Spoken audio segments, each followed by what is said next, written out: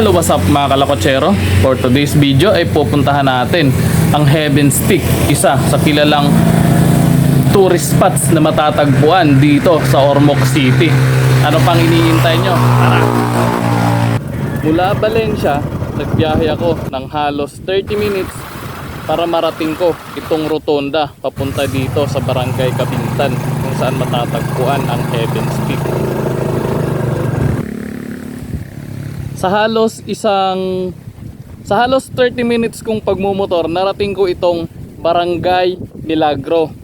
Ito pa lang, busog ka na sa mga magagandang tanawin na makikita dito.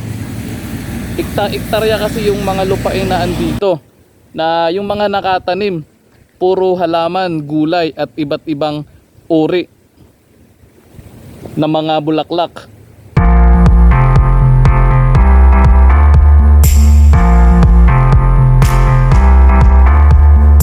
Malamig din yung simoy ng hangin dito. Katunayan, ang daming mga pine trees dito. Tumutubo ito sa kadalasan sa mga malalamig na lugar, kagaya ng Baguio City dito sa Pilipinas.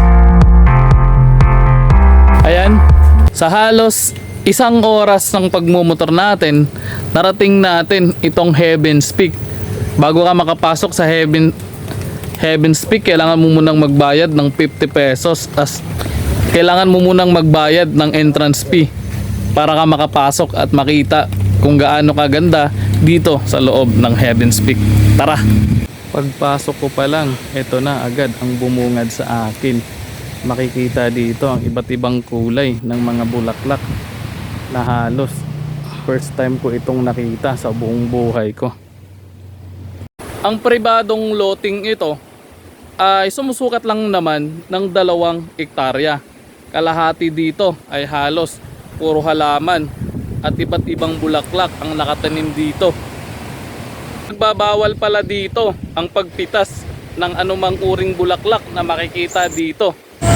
Isa kasi sa nakakaakit dito, itong Alto Peak na makikita dito mismo sa harap itong hardin na ito. Ang Alto Peak ay isang bundok sa isa sa pinakamataas na matatagpuan dito sa Eastern Visayas.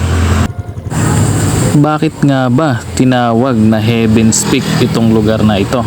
Tara, alamin natin ang kasagutan mula kay Ma'am Lori, isa sa may-ari ng Heaven's Peak. And memories sa akong mom and dad, they are both in heaven. For me, Okay. heaven, yeah. And then, ang peak, kay kuwan man nato, good siya, overlook nato ang Alto Peak, basta maayo lang ang panahon. Sabi na. Before, may restaurant, pero gi-stop na mo, and then, siguro parang summer. Karong summer. Okay. Summer lang. Bukas pala ang Heaven's Peak kahit anong araw, mula alas 8 ng umaga hanggang alas 5 ng hapon.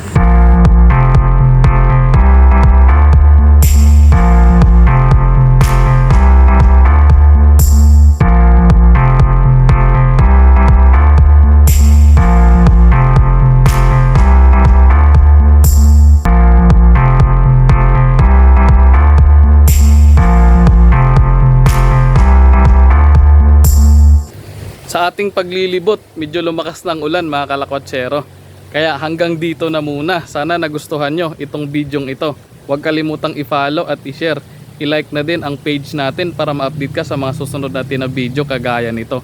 So maraming salamat at sa susunod po.